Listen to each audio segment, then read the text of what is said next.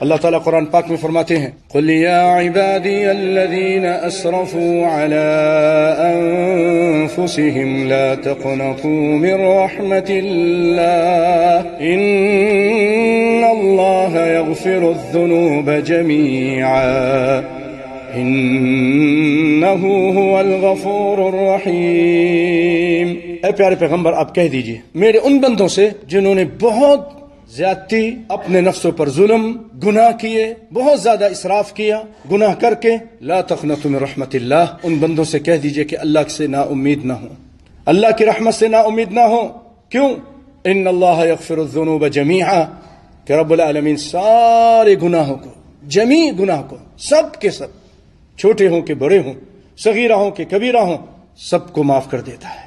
انہ هو الغفور الرحیم، وہ معاف کرنے والا ہے، غفور ہے اور رحم کرنے والا ہے، پیار بھی کرنے والا ہے۔ دیکھیں جب بھی قرآن پاک میں کہیں بھی دو صفات اللہ کی ایک ساتھ ذکر کی جائیں تو ایک تیسرا پیارا معنی پیدا ہوتا ہے۔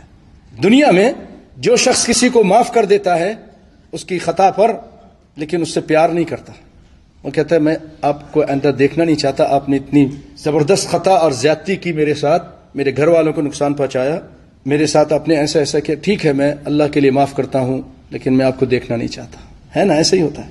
کائنات کے امام صلی اللہ علیہ وسلم نے بھی حمزہ کے قاتل کے بارے میں یہی کہا تھا، اسلام تمہارا قبول کیا جاتا ہے لیکن مجھے اپنے چچا سے اس قدر پیار تھا کہ میں تم کو دیکھنا نہیں چاہتا زیادہ۔ تو یہ انسان ہے، لیکن رب العالمین غفور ہے اور اس کے بعد پیار بھی کرتا ہے، معاف بھی کر دے گا، پھر اس کے بعد اس سے کوئی عداوت اور دشمنی نہیں، اس سے پیار کرتا ہے۔ تم توبہ تو کرو،